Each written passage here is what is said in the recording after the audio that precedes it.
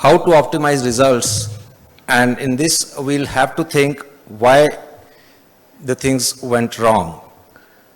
It could be a misdiagnosis, it could be an inadequate preparation, it could be inadequate technique, it could be genuine complications, for example, periprosthetic fractures, infections, nerve injuries, inadequate post-operative care. Now I'm going to show you 4 or 5 cases which had gone drastically wrong, and you can draw your own conclusions what was the cause of this. Case 1, anterior fracture dislocation, 59 years old man sustained this injury. Surgeon did a wonderful job, excellent reduction. Patient was not improving even 2 months after the surgery. X-rays were done at 1 month as well. But this is the X-rays which I had done. The surgeon did an AP view but never did the axillary view in the post-op. And the surgeon had fixed the proximal humerus fracture, but the shoulder remained dislocated. Now for 2 months the shoulder had been lying dislocated. And it's not an easy task to restore normalcy to this patient because the cuff is scarred now. There's too much scarring in the anterior aspect of the shoulder. So I did a reverse shoulder replacement for the gentleman, and this is what he has. Typical reverse, where the patient is struggling to bring the arm up, but he's just 3 months down the line. In a revision scenario, there is too much scarring and patients are not that easy to rehabilitate. You have to be persistent. He's going to improve later, but this is the status at 3 months. Another case, posterior fracture dislocation. I think the posterior fracture dislocation is not managed as efficiently as it should be. 52 years young lady, right-handed, homemaker and a golfer, road traffic accident, lung contusion, fracture D11, left proximal humerus fracture, operated very next day. This is the fracture. It is a simple posterior fracture dislocation. And surgeon did this. He sacrificed everything. It could be a simple open reduction and internal fixation, maybe a McLaughlin procedure, but the surgeon sacrificed the proximal humerus, did a hemiarthroplasty, and that too quite a high hemiarthroplasty. Although the version was okay, but the height was too much, and this is what patient, this is the function after 9 months. So what do you do with such a high hemiarthroplasty sticking so high up? So I checked the version. Fortunately, the system used was a system which was a platform system. And I was ready for the revision, but I didn't have to take the stem down, and I was able to convert it into a reverse shoulder replacement. And this is the lady, 4 years down the line. She's back to playing golf. This is the left shoulder in question. This is a case which was my first shoulder replacement after coming to India in 2010. And now you can see this 56 years old lady had a proximal humerus fracture fixed. And there was, everything was wrong in this. The height of the plate was too much. The screws had penetrated, not surgeon's fault because AVN happened and the head collapsed. But look what it had done to the glenoid. Now this was an era when not too much of reverse shoulder replacement, not very good designs were available. So this is the right shoulder, this is the function for 1.5 years. So I looked at the CT scan, I looked at the MRI, and I found that the cuff was intact in position, the head is totally avascular, and the screw is jutting out. And I looked at the fatty infiltration. It was not really inside the muscle, but a peri-muscle fatty infiltration.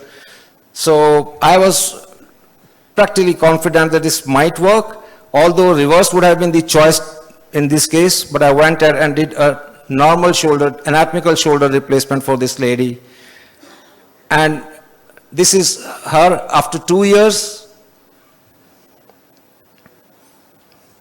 And this is her. She's 14 years down the line now with a normal shoulder replacement, although, and her movements are much more natural. Of course, her glenoid has migrated now and it is shifted, but she doesn't have any problem with that. So 14 years down the line, a normal shoulder, anatomical shoulder replacement, doing well. She's 70 now, so if she needs, I can always go ahead and do a reverse for her. This is a case, 42 years old gentleman who had a lateral dislocation, which is the extreme end stage of valgus impacted fractures, but in this case the valgus fracture was not impacted.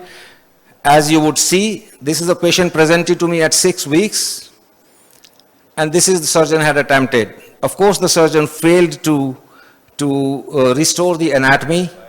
And what do you do in such a case? 6 weeks down the line, blood chemistry was normal, no infection, deltoid was firing. So this is what I call, and I've got 6 and 7 patients of such type, and they are doing all fine 5-6 years down the line. So I went ahead. I did not prefer a hemiarthroplasty for the gentleman because of the very fact that the tuberosities may not heal to the hemi, and then it could be a disaster. I'll have to do a reverse shoulder replacement at 42 years of age. So I took the head out. I put a fibular graft, restored the anatomy, just a refixation. And this is the gentleman. Although tuberosity, greater tuberosity doesn't have much solid union there, partly united, but mainly fibrous union. No head left. And this is a gentleman at 6 years down the line. He's driving his bike, he's doing all his activities of daily living. So AVN is not a bad thing. So the question is, when to preserve the head? Less than 50, give everything. Between 50 to 60, I'll go ahead and do a platform system hemiarthroplasty. So in case I have to do a reverse, I'm ready to do a reverse less than 60 years of age. But then reverse also has its own problems. So try to preserve the head as much as possible. Typical scenario, as you see, Philos was done and tuberosity is neglected. We see these cases. So get it right the first time. Shoulder proximal humerus fixation is a soft tissue surgery. Just don't focus on the head. You have to restore the tuberosities to the shaft. This patient has been operated 5 times. Every time the surgeon went in, changed the poly, and the shoulder kept on dislocating. 5 surgeries down the line, and the patient came to me. This is what patient landed up with. I exhausted everything in this evolutive system, and a patient is stable now. But 2 years have gone by in 5 surgeries, and how much the patient is going to get the movements in revision scenarios, patients hardly are able to lift this much. They can't go to full range because the scarring is too much, and it's not easy to separate the axillary nerve from the scarring in the inferior axillary pouch, so you have to be very, very careful. I come to this last patient, 22 years old young girl, and she presented to the surgeon 2 months down the line. She was being treated by a quack. And this is the scenario. I'm sure you would have noticed the increased joint space despite it being a posterior dislocation, and the whole rotator cuff was in between. This is what the surgeon did.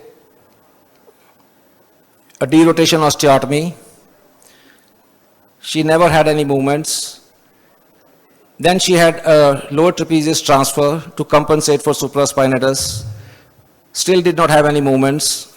She was offered either an arthrodesis or a reverse at 22. I did a hemiarthroplasty, fully aware of the fact that she's going to superiorly migrate, and then I will see what I have to do. But I have to give her pain relief and restore some movements. So she has achieved this much movements now. She has learned, she's a teacher now, she's learned to write with her left hand, and beyond this, the humeral head escapes anteriorly. Although there is subscap is intact. In this scenario, I did not peel off the subscap, I did this hemiarthroplasty through the rotator interval.